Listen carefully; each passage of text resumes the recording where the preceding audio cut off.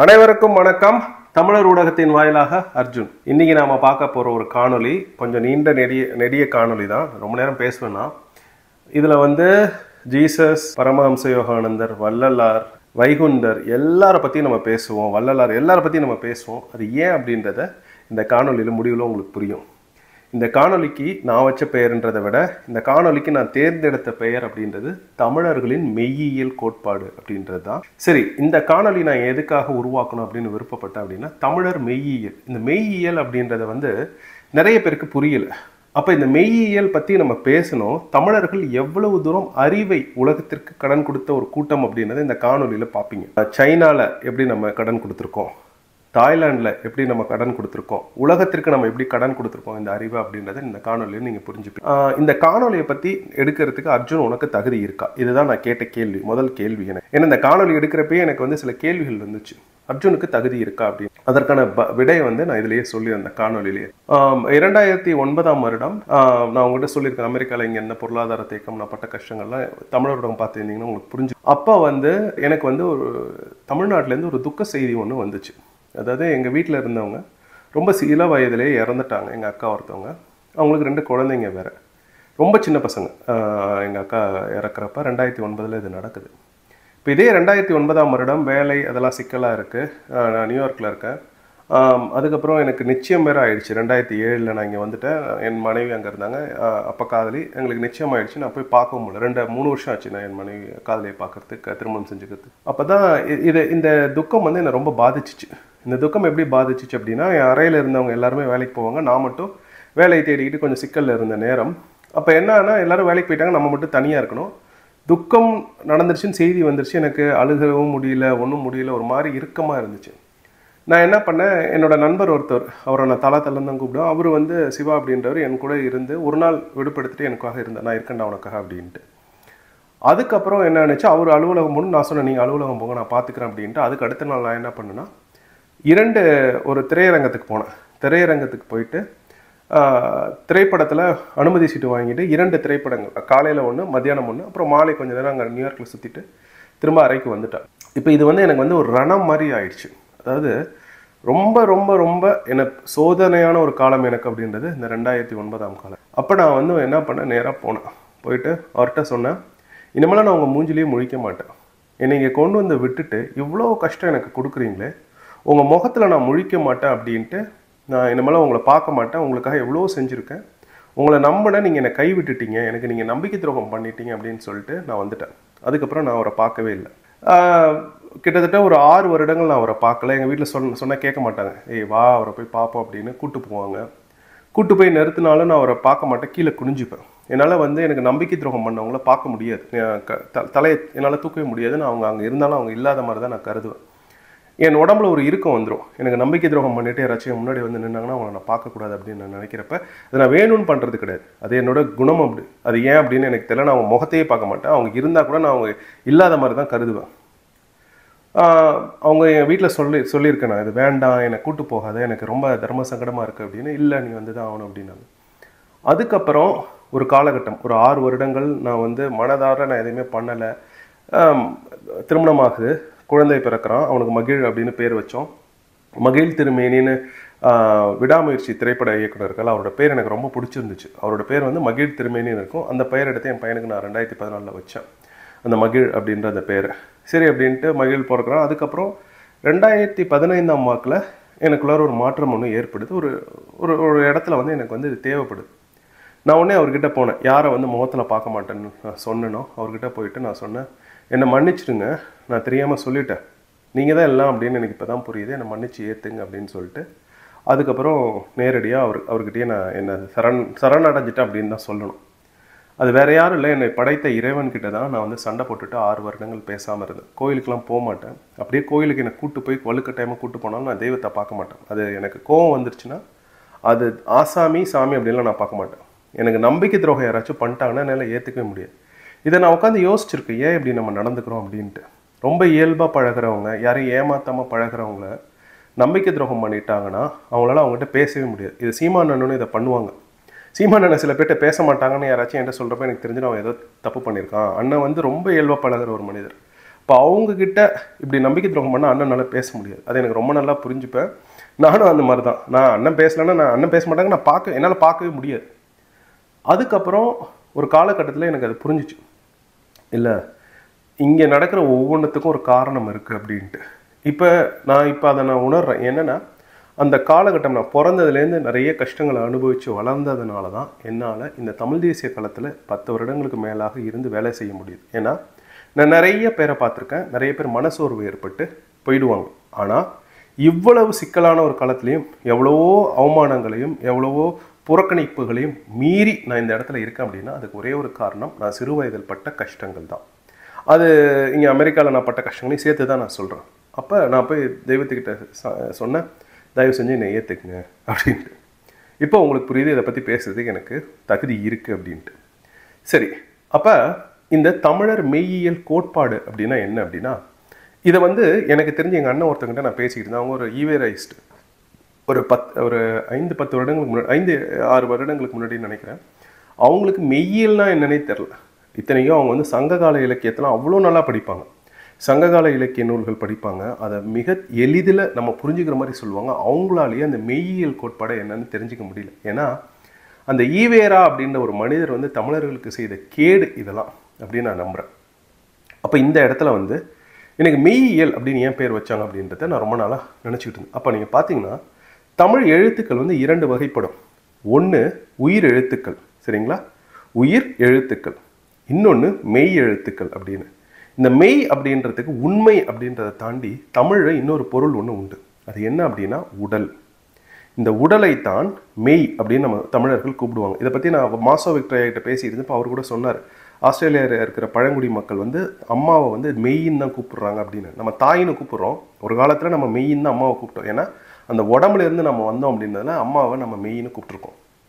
இப்போ இந்த இடத்துல தான் ரொம்ப முக்கியமான ஒரு என்ன அப்படின்னா, இந்த மெய்யியல் தத்துவம் அப்படின்றது ரொம்ப அடிப்படையாக ரொம்ப இலகுவாக புரியணும் அப்படின்னா, இந்த உயிர் காற்று இருக்குல்ல, ஆக்சிஜன், அதை எடுத்து இந்த மெய் உடலில் உள்ளார நம்ம மூச்சு சுவாசிக்கிறோம்ல, இந்த தத்துவத்தை தான் மெய்யியல், இந்த உடல் எப்படி இயங்குகின்றது அப்படின்றத மெய்யியல் அப்படின்னு சொல்கிறோம். இப்போ இதை அறிஞர் குணா, பெரும் மதிப்பிற்கும் மரியாதைக்கும் உரிய தமிழ் தேசியவாதி அறிஞர் குணா அவங்க தான் உருவாக்குனாங்கன்னு சொன்னாங்க ஒரு ஐயா என்கிட்ட. ரொம்ப அருமையான ஒரு வார்த்தை அது, இந்த மெய்யியல் கோட்பாடு அப்படின்றது.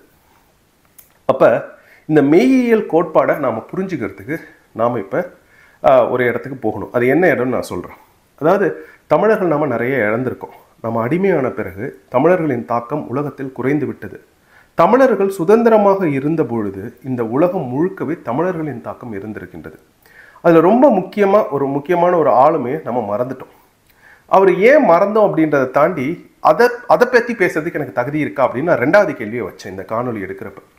ஏன் அப்படின்னா எனக்கு தகுதி இருக்குது, அதையும் நான் சொல்லிடுறேன். நான் ரொம்ப சிறு வயதிலேயே கராத்தே கற்றுக்கிட்டேன். கராத்தே அப்படின்றது 5, 6, 7, 8, 9 வகுப்புகள்லேயே நான் முடிச்சிட்டேன். 1997லேயே நான் கராத்தே என்ன வாங்கணுமோ அந்த கற்புப்பட்டையை வாங்கிட்டு நான் விலகிட்டேன். ஏன்னா 10, 11, 12 படிக்கிறதுக்காக வந்துட்டேன். அந்த 3 வருஷம், அந்த ஒரு 5 வருஷத்தில் நான் கராத்தே முழுமையாக படிச்சுட்டு 97ல் முடிச்சிட்டேன். ஒரு 28 வருஷத்துக்கு முன்னாடி கராத்தே முடிச்சிட்டேன்.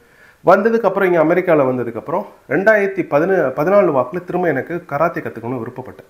ஆனால் பக்கத்தில் கராத்தேயில் டேக்வாண்டோ போனப்போ அங்கே ஒரு வெள்ளைக்கார அம்மணி தான் அந்த நடத்திக்கிட்டு இருந்தாங்க அந்த உடற்பயிற்சி கூடத்தை, அந்த டேக்வாண்டோ கூடத்தை. அவங்க ஒரு புகைப்படம் ஒன்று மாட்டியிருந்தாங்க. அந்த புகைப்படத்தை மாட்டியிருந்தப்ப அவங்க என்கிட்ட கேட்டாங்க, இவர் யாருன்னு தெரியுமா உங்களுக்கு அப்படின்னு. இல்லைங்க எனக்கு தெரியாது அப்படின்னு நான் சொன்னேன். அவங்க சொன்னாங்க, இவர் தான் போதி தர்மர் அப்படின்னாங்க. எனக்கு உடனே அப்போ தான் எனக்கு அந்த நினைவுலாம் வந்துச்சு. நம்ம அண்ணன் முருகதாஸ் கூட படம் எடுத்திருந்தாங்கன்னு நினைக்கிறேன். அந்த காலகட்டமாக என்னதுல நான் போதி தர்மர் எனக்கு புரிஞ்சிருச்சு. ஏன்னா நான் கராத்தே கற்றுக்கிட்டு இருந்த காலகட்டத்தில், நான் கராத்தே கற்றுக்கிட்டு இருந்தேன்ல தமிழ்நாட்டில் கற்றுக்கிட்டு இருந்தப்போ, அந்த 93, 94 வாக்கில் ஒருத்தர் என்கிட்ட சொல்லிக்கிட்டே இருப்பார், இது இங்கே இருந்து தான் அங்கே போச்சு, இங்கே இருந்து தான் அங்கே போச்சு, இங்கே இருந்து அங்கே போச்சு அப்படின்னு. அதாவது தமிழ்நாட்டிலிருந்து தான் மற்ற நாடுகளுக்கு போனது அப்படின்னு. இதை நான் ரொம்ப நாளாக மனசில் போட்டு வச்சுருந்தேன். ஆனால் என்னால் ஒரு விஷயத்தை புரிஞ்சிக்க முடியல.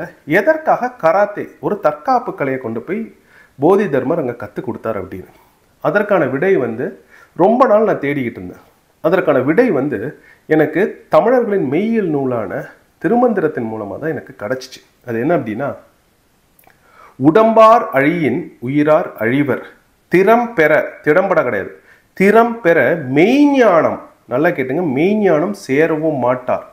உடம்பை வளர்க்கும் உபாயம் அறிந்தே உடம்பை வளர்த்தேன் உயிர் வளர்த்தேனே அப்படின்னாரு. இந்த உடம்பை வளர்த்தேன் உயிர் வளர்த்தேனேன்னு நான் படிச்சிருக்கேன், நிறைய வாட்டி படிச்சிருக்கேன். அதை அப்போல்லாம் நான் நினச்சது வந்து உடம்பை வளர்த்தேன் உயிர் வளர்த்தேனே, உடம்பை வளர்த்தேன் உயிர் வளர்த்தேனே எழுதியிருக்காருன்னு நினச்சேன். ஆனால் இந்த முழு இதை படிக்கிறப்ப தான் எனக்கு அதை புரிஞ்சிச்சு. என்ன அப்படின்னா, அவர் சொல்கிறார் பாருங்க 2வது வரியில், திறம் பெற மெய்ஞானம் சேரவும் மாட்டார். அந்த மெய்ஞானம் என்லைட்டன்மெண்ட் அப்படின்னு நம்ம சொல்கிறோம் இல்லையா, அந்த என்லைட்டன்மெண்ட் பெறத்துக்கு என்ன முக்கியம் அப்படின்றதா இந்த பாடல். இந்த பாடலின் பொருளே அதுதான். ஏன்னா அவர் சொல்றார், உடம்பார் அழியின் உயிரார் அழிவர் அப்படின்றாரு. உடம்பு தான், இந்த உடம்பு போயிடுச்சுன்னா இந்த உடம்புக்குள்ளார இருக்க இந்த உயிர் போயிடும். அப்போ முதல்ல இந்த உடம்பை காப்பாற்றணும். அதை தான் உடம்பை வளர்க்கும் உபாயம் அறிந்தே அப்படின்றாரு. உடம்பை வளர்க்கணும். உடம்பை வளர்க்கணும்னு என்ன பொருள் அதற்கு, அதுதான் அவர் கற்றுக் கொடுத்தது. அப்போ உடம்பை வளர்க்கும் உபாயம் அறிந்தே உடம்பை வளர்த்தேன் உயிர் வளர்த்தேனே அப்படின்றாரு. அப்போ இந்த உடம்பை வளர்க்கும் அப்படின்றதுக்கான பொருள் என்ன தெரியுமா, அதுதான் தமிழ்நாட்டில் கற்றுத்தரப்படும் தென்களரி அப்படின்ற ஒரு முறை.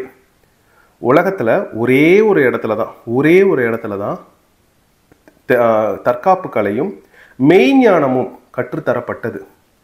புரியுதா உங்களுக்கு? சீனாவில் போதி தர்மர் போகிறதுக்கு முன்னாடி வரைக்கும் மெய்ஞானத்தை மட்டும்தான் அவங்க தேடிக்கிட்டு இருந்தாங்க. இவர் இங்கேருந்து அங்கே போயிட்டு, தமிழ்நாட்டிலேருந்து அங்கே போயிட்டு அவர் அமைச்சது தான் சான் புத்திசம். அதுதான் ஜென் தத்துவம் அப்படின்னு ஜப்பானில் மாறுது.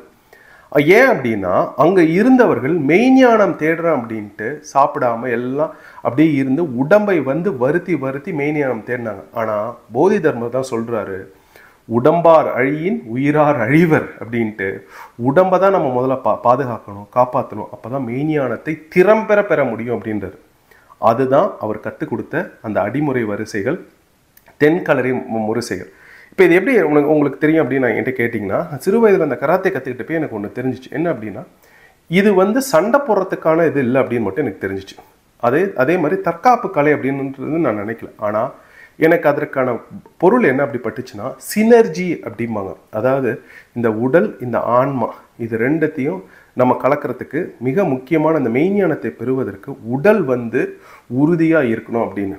அதுக்கு ரொம்ப முக்கியமாக கராத்தேல கட்டாஸ் அப்படின்னு ஒன்று இருக்கும். வேறு எதுவும் செய்ய வேணாங்க, ஓடுறது, குதிக்கிறது, எடை தூக்குறது அதெல்லாம் இல்லை. கராத்தேல கட்டாஸ் அப்படின்ற நீங்கள் செய்வீங்க. ஒவ்வொரு திசையிலையும் அது போயிட்டு வரும். சரிங்களா? கிட்டத்தட்ட ஒரு 10-15 கட்டாஸ் இருக்கும். நீங்கள் எந்த அளவுக்கு கருப்பு பட்டை வாங்குறீங்கன்னா அதிகமான கட்டாஸ் பண்ணணும். அந்த கட்டாஸ் பண்ணுறப்பயே உங்கள் உடலில் உச்சி முதல் பாதம் வரை வேலை செஞ்சுக்கிட்டே இருக்கும்.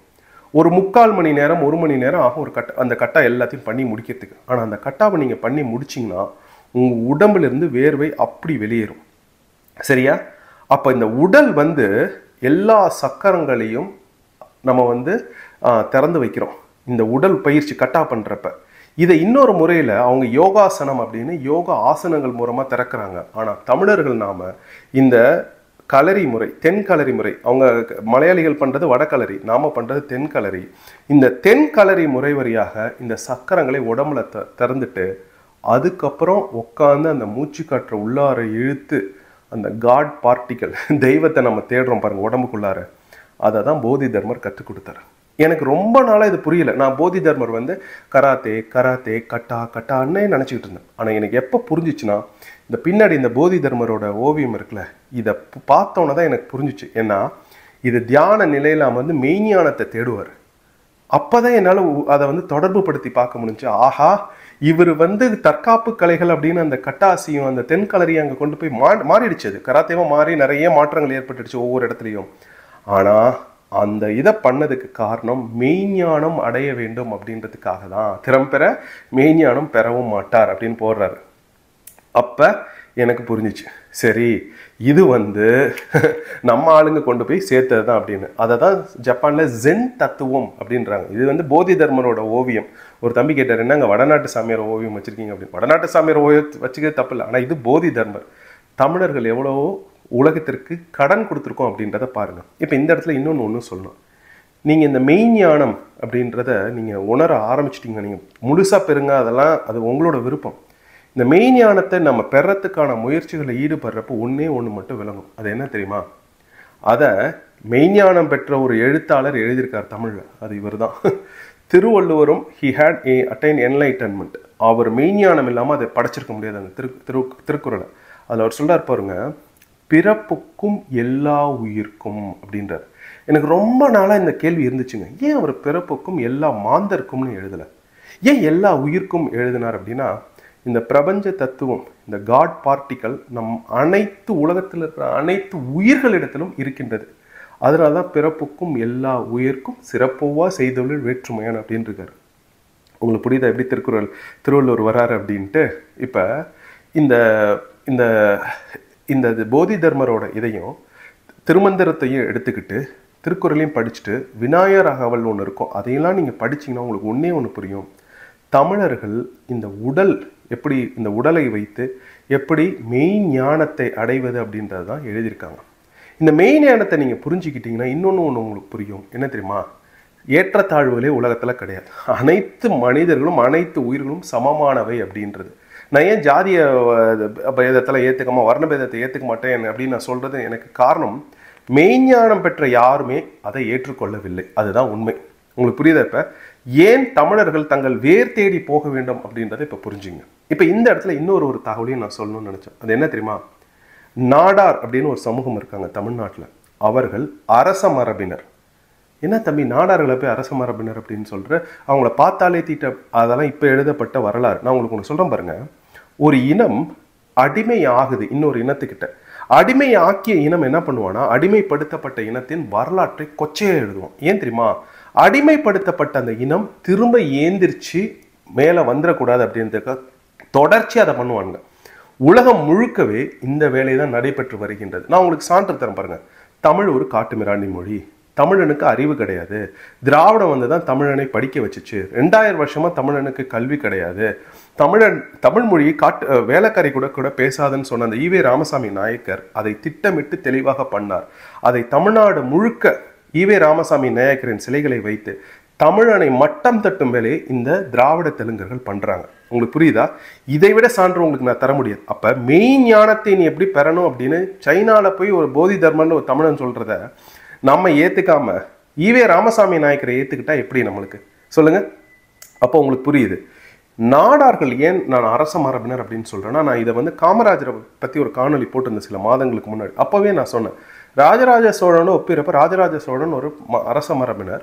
அவர் வந்து ஆதி தமிழர்களும் வாய்ப்பு கொடுத்தார் அப்படின்னு. அதே தான் காமராஜரும் பண்ணார். காமராஜர் என்ன பண்ணார் அப்படின்னா, அதாவது யாரெல்லாம் ஆதி குடிகளோ, கக்கன், பரமேஸ்வரன், இந்த மாதிரி ஆட்களெல்லாம் தன்னுடைய அமைச்சரவையில் வச்சுக்கிட்டு அவங்களுக்கு மிக முக்கிய பதவிகளை கொடுத்தார். இது அரச மரபினர் செய்யும் செயல் தமிழ் இனத்தில். இதை உங்களுக்கு புரியுதுன்னு நான் நினைக்கிறேன். இதை நீங்கள் நல்லா புரிஞ்சுக்கணும்.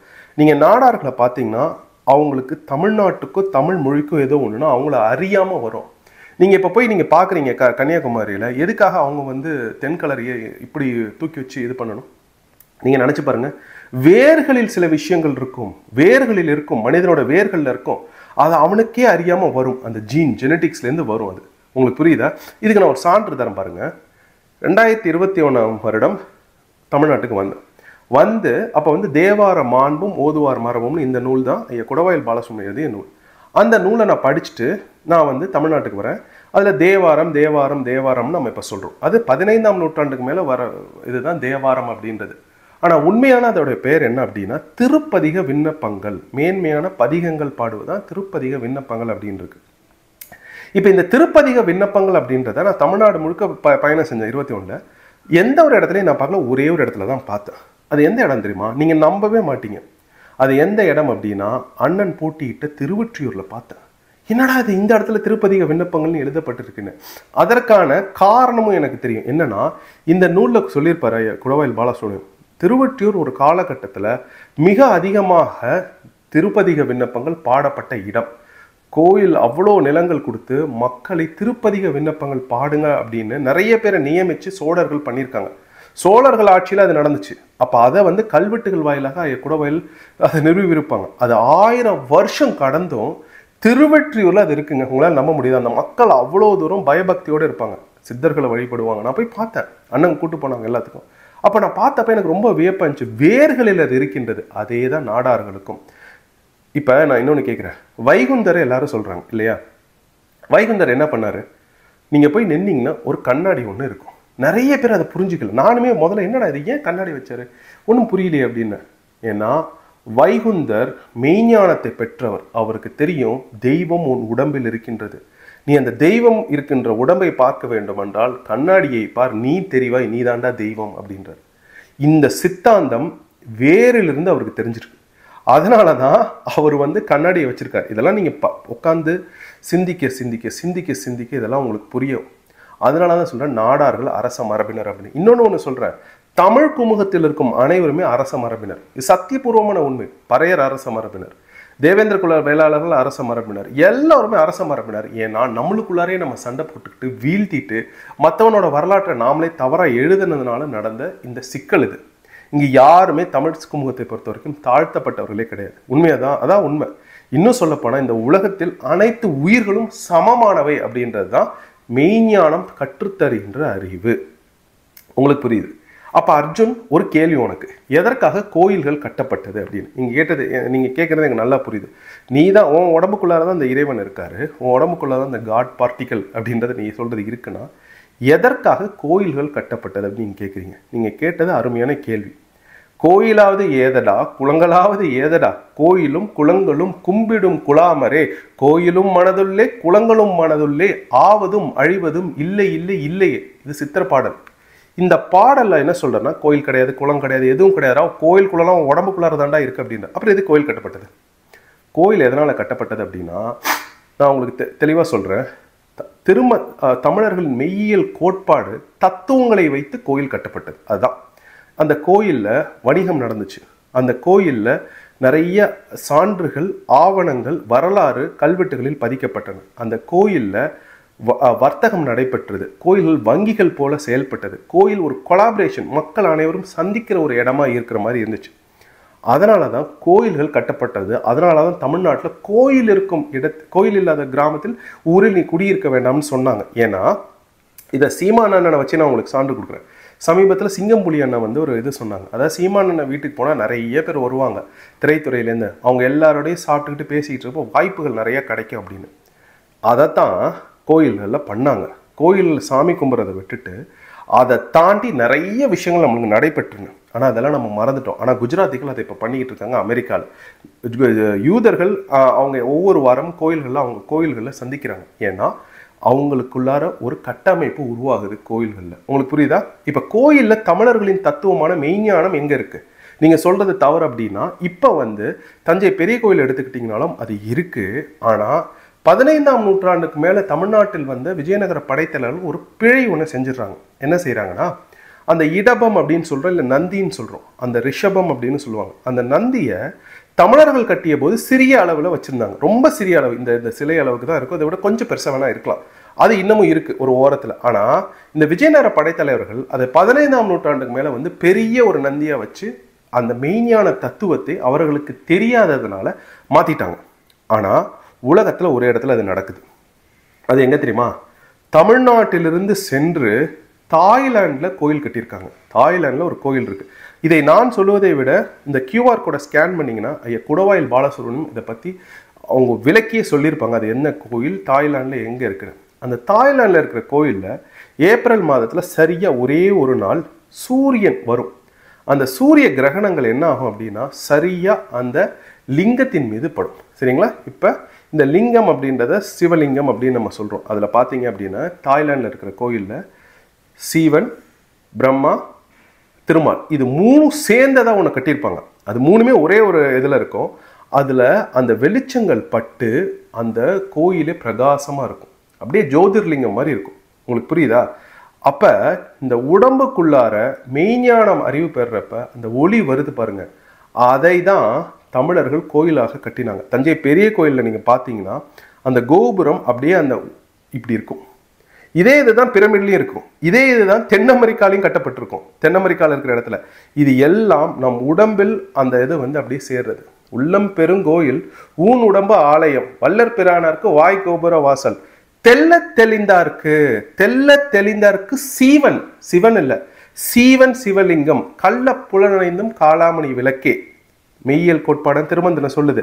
அப்ப உள்ளம் பெருங்கோயில், ஊன் உடம்பு ஆலயம், அதுதான் அந்த தத்துவமும். அப்ப அந்த உடம்புல, நம்ம உடம்புல அந்த ஒளி வருதுல, அதைத்தான் தஞ்சை பெரிய கோயிலும் வச்சிருந்தாங்க. இதை வந்து இப்ப இந்த கள்ளப்புலனைந்தும் காளாமணி விளக்குன்னு மெய்யியல் கோட்பாடான திருமந்திரத்துல வருதுன்னா, நம்ம ஐயா எப்படி சொல்றாருன்னா, நம்ம பாட்டன் பொறிவாயில் ஐந்தவித்தான் பொய்த்தீர் ஒழுக்க நெறி நின்றார் நீடு வாழ்வார் அப்படின்றார். அப்ப என்ன சொல்றாரு, இந்த சென்ஸ் ஆஃப் இந்த 5 புலன்களும் நம்மளை தவறு செய்ய வைக்குது, இதை கட்டுப்படுத்த வேண்டும் அப்படின்றார். என்னென்ன நம்மளோட 5? தொடுதல் ஒண்ணு, இன்னொன்னு இந்த வாயில சுவை, இன்னொன்னு நுகர்தல் மூக்கு, இன்னொன்னு கண்ணு பார்த்தல், இன்னொன்னு கேட்டல். இந்த 5 புலன்களையும் நம்ம அடக்கிட்டோம்னா நாம ஒழுக்கமா வாழ்வோம் அப்படின்னு இவர் சொல்றாரு. சரிங்களா? அப்போ உங்களுக்கு தெரியுது, தமிழர்களின் மெய்யியல் தத்துவத்தை தான் அவர்கள் கோயில்களாக கட்டி அமைச்சிருந்தாங்க. ஆனா அது நாளடைவில் மாறுது. அந்த KHMER அப்படின்ற அந்த தாய்லாந்து அரசர்கள் ஆங்கோர் வாட் அதெல்லாம் கட்டினவங்க வேற ஒண்ணுமே இல்லை, அது எல்லாமே சிவன் கோயில்கள் தான். அது சிவன் கிடையாது, சீவன். நம்ம ஆளுங்க என்ன பண்ணாங்கன்னா, நான் உங்களுக்கு சொல்றேன் பாருங்க, நம்ம உடம்புல மூச்சு, அதாவது இந்த மெய்ஞானத்தை பெறறதுக்கான பயிற்சிகளை பெறப்ப பாம்பு மாதிரி ஏந்திரிக்கும் அது அப்படிம்பாங்க. 2 பாம்புகள். இதை வந்து ஔவையார் அகவல்ல, விநாயகர் அகவல்ல ஔவையார் தெளிவாக எழுதியிருப்பாங்க. இது அறிவியல், இது வந்து விஞ்ஞானம் கிடையாது, இது மெய்ஞானம். விஞ்ஞானத்துக்கு கூட ஒரு லிமிடேஷன் உண்டு, மெய்ஞானத்துக்கு லிமிடேஷன் கிடையாது. அப்ப அதை எடுத்துட்டு வந்து சிவன் அப்படின்னு ஒன்றை உருவாக்கி அவரோட கழுத்துல போட்டாங்க இந்த பாம்பு. சீவன் அப்படின்றத சிவனா மாத்தினாங்க.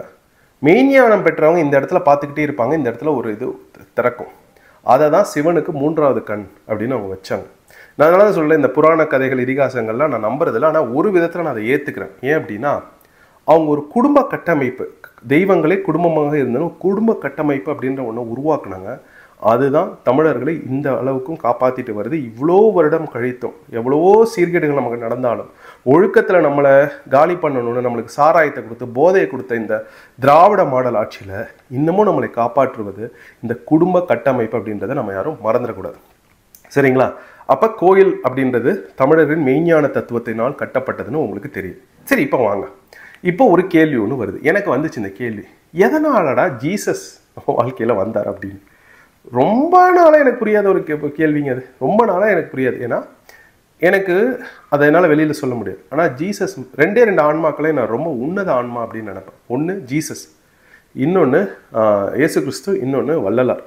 இவங்க 2 பேரையுமே நான் உன்னத ஆன்மாக்கள் அப்படின்னு நான் நினைக்கிறது உண்டு. ஏன்னா அவங்கள மாதிரி ஒரு உன்னதமான ஆன்மாக்கள் நான் பார்த்தது கிடையாது. உண்மையிலே ஜீசஸ் உயிர் தெழுந்தார். உண்மையிலே ஜீசஸ்க்கு வந்து அன்பும் இரக்கும் அதிகம். தன் கைகளில் சிலுவையில் அரைஞ்சு அப்பா இவர்களை மன்னியும் அப்படின்னு சொல்றதெல்லாம் உலகத்தில் அன்பை தவிர வேறு எதுவும் தெரியாத ஒரு மனிதனால தான் பண்ண முடியும். மிக முக்கியமாக ஜீசஸ் மெய்ஞானம் பெற்றவர். ஏன்னா ஜீசஸோட வாழ்க்கையில 12 வயதுலேருந்து 30 வயது வரைக்கும் அவர் எங்கே இருந்தார்னே தெரியாது. உங்களுக்கு நான் சொல்றது புரியுதா? ஏதோ ஒரு வித தாக்கம், தமிழர்களோட தாக்கம் அங்கே இருக்கு. இதை நான் ஏன் சொல்றேன் அப்படின்னா, நான் வந்து நேரடியாக ஒரு பாதிரியார் ஐயா ஒருத்தவங்க இருக்காங்க, அவங்கள அழைச்சி நான் இதை கேட்டேன், ஐயா அதை நீங்கள் என்ன நினைக்கிறீங்க அப்படின்னு. அதுக்கு அவங்க சொன்ன தகவல் என்னன்னா, தமிழர்களின் தாக்கம் அங்கே இருந்ததற்கான சான்றுகள் இருக்கு. எகிப்து அந்த பகுதிகள்லாம் இருக்கு. நிறைய அறிவாளிகள் தமிழர்கள் என்ன பேசுவாங்களோ அதை மாதிரியே அவங்களோட இதில் எழுதி வச்சிருக்காங்க. அந்த தாக்கம் இருக்கு அப்படின்னாங்க. ஆனால் அதை பற்றி இன்னும் தகவல் இல்லை அப்படின்னாங்க. ஒரு பாதிரியார் ஐயா கிட்ட நான் பேசிகிட்டு இருப்பேன் இதை பற்றி. அப்போ எனக்கு இதையெல்லாம் நான் ஏன் சொல்கிறேன் அப்படின்னா, எனக்கு தனிப்பட்ட முறையில் ஒரு அற்புதம் ஒன்று நடந்துச்சு ஒரு 20 வருடங்களுக்கு முன்னாடி. ஆனால் அது என்னால் என்ன புரிஞ்சுக்க முடியல, எப்படா ஜீசஸ் வந்தார், எப்படி ஜீசஸ் வந்தார், இயேசு கிறிஸ்து எப்படா வந்தார் நம்ம வாழ்க்கையில் அப்படின்ட்டு. இயேசு கிறிஸ்து வரத்துக்கு முக்கியமான காரணம் நான் அப்போ காதலிச்சுட்டு இருந்தேன், இப்போ என் மனைவியாக இருக்கிறவங்க அவங்க மூலமாக வந்தார். சரிங்களா? இப்போ இதற்கான விடையை நான் தேடிக்கிட்டு இருந்தேன். விடையை தேடி இருந்தப்போ 2010 எனக்கு ஒரு நூல் ஒன்று வந்துச்சு. இப்போ அமெரிக்காவில் இருக்கிறப்ப என் வெள்ளைக்கார நண்பர் வந்து என்கிட்ட இந்த நூலை கொடுத்து, டே அர்ஜுன் இந்த நூலை படி. அவர் பயங்கர அறிவாளி. அவர் சொன்னார், இந்த நூல் வந்து உன்னை மாற்றிடுண்டா, இந்த நூல் அருமையான நூல்ரா அப்படின்னாரு. ஆனால் அப்போ வந்து என்னை சாத்தான் பிடிச்சிருந்துச்சு.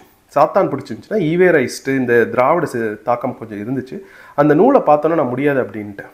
ஏன்னா அது இந்தியாவை சேர்ந்த ஒரு யோகியின் வரலாறு. அந்த நூல் 2010 எனக்கு வந்துச்சு. படிடா அர்ஜுன் அப்படின்னு கேட்டார். படிக்க முடியாதுன்னு சொல்லிட்டு, ஏன்னா சாத்தான் என்னை பிடிச்சிருந்துச்சு அந்த ஈவேரைஸ்ட்டு திராவிட சித்தாந்தம். அப்புறம் இப்போ 2025 அந்த நூல் என்கிட்ட திரும்ப வந்துச்சு. அந்த நூல் என்கிட்ட வந்துச்சு அப்படின்றது இது எப்படி எனக்கு சொல்கிறதுன்னு தெரியல. நம்ம சில விஷயங்கள் நினைக்கிறோம், அது நடக்குது. நீங்கள் நம்பவே மாட்டீங்க. அந்த நூலே என் மனைவி மூலமாக வந்துச்சு. அவங்க சொன்னாங்க என்கிட்ட, டே இந்த சில சமயம் எப்பயாச்சும் வரும், ஜீசஸும் உனக்கு பிடிக்கும், இயேசு கிறிஸ்துவும் உனக்கு பிடிக்கும்ல, இயேசு கிறிஸ்துவை பற்றியும் நிறைய இந்த நூல் எழுதப்பட்டிருக்கின்றது, நீ இந்த நூலை படி அப்படின்னு சொல்லிட்டு எனக்கு அந்த நூலை கொடுத்தாங்க. அது ஒரு யோகியின் இது பரமஹம்ச யோகானந்தரை பற்றி ஒரு நூல். நான் அதை படிக்க ஆரம்பித்தேன். இப்போ இதை நான் படிக்க ஆரம்பித்தப்போ எனக்கு ஒன்று புரிஞ்சிச்சு. என்ன தெரியுமா? அது பரமஹம்ச யோகானந்தராக இருந்தாலும் சரி, இயேசு கிறிஸ்துவாக இருந்தாலும் சரி, இந்த மாதிரி ரமண மகரிஷியாக இருந்தாலும் சரி, மிக முக்கியமாக வள்ளலாராக இருந்தாலும் சரி, இவர்கள் அனைவரும் மெய்ஞானம் பெற்றவர்கள். இவர்கள் உலகத்தில் அன்பை தவிர வேறு எதையும் சொன்னதே கிடையாது. இதுதான் உண்மை. நீங்கள் மதத்தெல்லாம் விட்டுருவீங்க, எல்லா மதத்தையும் விட்டுருவீங்க. மெய்ஞானம் பெற்றுட்டிங்கன்னா உயிர்களிடத்தில் அன்பு அப்படின்றது மட்டும்தான் உங்களுக்கு போகும். நீங்கள் எந்த ஒரு பேதமையும் பார்க்க மாட்டீங்க. அதான் உண்மை. எனக்கு இப்போ அது வேற சிக்கல். ஏன்னா நம்ம திராவிடர்கள் நிறைய ஏமாத்திக்கிட்டு இருக்காங்க. நான் போய் திட்டவும் முடியல. இப்போ எனக்கு முன்ன மாதிரி திட்ட முடியல. எனக்கு ரொம்ப வருத்தமாக இருக்குது. அது வேற. ஆனால் நான் யாரையும் வெறுக்கவும் விருப்பப்படல. ஆனால் அவங்க செய்கிற தப்பை நான் சொல்லணும் அப்படின்றத நான் எப்பயுமே அதில் மட்டும் நான் உறுதியாக இருக்கேன். அப்போ இந்த நீங்கள் ஒன்றும் இல்லை, வள்ளலார் எடுத்துங்க. வள்ளலார் சொல்கிறாரு, வாடிய பயிரை கண்ட போதெல்லாம் வாடினேன் அப்படின்னு. எப்படி? ஏன்னா வள்ளலாரோட வாழ்க்கையிலையும் சில வருடங்கள் அவர் என்ன செஞ்சாரு அப்படின்னே தெரியாது. அவரோட வாழ்க்கையில் அப்படிதான். ஜீசஸோட வாழ்க்கையை எடுத்துக்கிட்டு நீங்கள் வள்ளலாரோட வாழ்க்கையோட ஒப்பிட்டிங்கன்னா அப்படியே தெரியும். அவர்கள் இருவருமே மெய்ஞானம் பெற்றவர்கள். அப்போ வள்ளலாரே சொல்கிறாரு, வாடிய பயிரை போதெல்லாம் வாடினேன் அப்படின்னு. வாடிய பயிரை கண்ட போதெல்லாம் வாடினேன். அதனால தான் நம்ம சொல்கிறோம், எல்லா உயிர்களும் இன்புற்று இருக்க அப்படின்னு நம்ம சொல்கிறோம்ல. அது ஏன் அப்படின்னா, அந்த மெய்ஞானம் அதிகமாக பெற்ற அந்த தமிழர்களுக்கு எல்லா உயிர்களிடத்திலும் அன்பு செலுத்த வேண்டும் அப்படின்ற ஒன்று தான் பட்டுச்சு. இப்போ இந்த இடத்துல ரமண மகரிஷி எடுத்துப்போம். ரமண மகரிஷி நீங்கள் போய் எடுத்துட்டீங்கன்னா, இப்போலாம் சாமியார்கள் வராங்க, சரி விடுங்க, நான் ஏதாச்சும் சொல்லிட போகிறேன். அவர் வெறுமனை ஒரு சின்ன உடையை ஒன்று அடைஞ்சிட்டு பரமஹம்சர் பக்கத்தில் நிற்பார். ரமணர் இப்படி வேற எங்கேயோ இப்படி கண் அவருக்கு மேல் நோக்கி இருக்கும். அது ஏன் மேல் நோக்கி இருக்குன்னா, நீங்கள் இந்த மெய்ஞானம் பெறணும்னு இந்த இதை பண்ணுறப்ப கண் அப்படியே மேலே மேலே போய் இந்த இடத்துல இருப்பீங்க. அப்போ நீங்கள் மெய்ஞானம் பெற்ற பிறகு அதுதான் உங்களுக்கு உண்மையான ஒரு இன்பம் அப்படின்னு உங்களுக்கு புரிஞ்சிடுது. பரமஹம்சர் நிற்கிறப்ப அப்படியே அங்கே பார்த்துக்கிட்டு இருப்பார். அதனால தான் அவர் உயிர்களிடத்தில் அன்பு செலுத்துகிற ஒரு மனிதராக மாறினார். அவங்களால சில விஷயங்களை மாற்ற முடியல. அதை அவங்க புரிஞ்சுக்கிட்டாங்க. ஏன்னா மாற்றுனா சிக்கலாகும், பெரிய சிக்கலாகும் அப்படின்னு. ஆனால் உண்மையிலே ஒன்று சொல்கிறேன், மெய்ஞானம் பெற்ற யாருமே வர்ணபேதத்தை ஏற்றுக்க மாட்டாங்க. மெய்ஞானம் பெற்ற யாருமே அன்பை தவிர வேறு எதுவுமே இந்த உலகத்தில் கிடையாது அப்படின்றத உணர்ந்துருவாங்க. யாரையும் வெறுக்கவும் மாட்டாங்க. சரிங்களா? நானுமே யாரையும் வெறுக்கிறது கிடையாது. ஸ்டாலின் இருந்தாலும், நான் உதயநிதி ஸ்டாலின் இருந்தாலும், நான் அவங்களை கடுமையாக விமர்சனம் செய்வனே தவிர வெறுக்க மாட்டேன் என்றைக்குமே அப்படின்றதுல நான் ரொம்ப தெளிவாக இருக்கேன். சரிங்களா? அப்போ உங்களுக்கு புரியுது, ஜீசஸ், வள்ளலாறு, நம்ம வைகுந்தர் வராரு, எல்லோருமே பரமஹம்சர்லேருந்து எல்லோருமே மெய்ஞானம் பெற்றவர்கள். அதை தான் நம்ம பேரின்பம் அப்படின்னு சொல்கிறோம். பேரின்பம் அப்படின்னு நம்ம சொல்கிறோம்ல, அதுதான் பேரின்பம் அப்படின்றது. சரி அர்ஜுன், அப்போ இந்த மெய்ஞானம் பற்றி பேசுகிற, மெய்யியல் பற்றி பேசுகிற, தமிழர்கள் உலகத்திற்கு அறிவை கடன் கொடுத்தாங்க, எல்லாம் பேசுகிறீங்க. இறைவன் எப்படி இருப்பார் அப்படின்னு என்கிட்ட கேட்டிங்கன்னா, அதற்கான விடை அப்படின்றது 2 இடத்துலேருந்து நான் உங்களுக்கு தருவேன். ஒன்று மூசா இல்லைன்னா மோசஸ். மூசானா இஸ்லாமியர்கள் கூப்பிடுவாங்க. இன்னொன்று மோசஸ் அப்படின்னு நம்ம கிறிஸ்தவர்கள் கூப்பிடுறாங்க.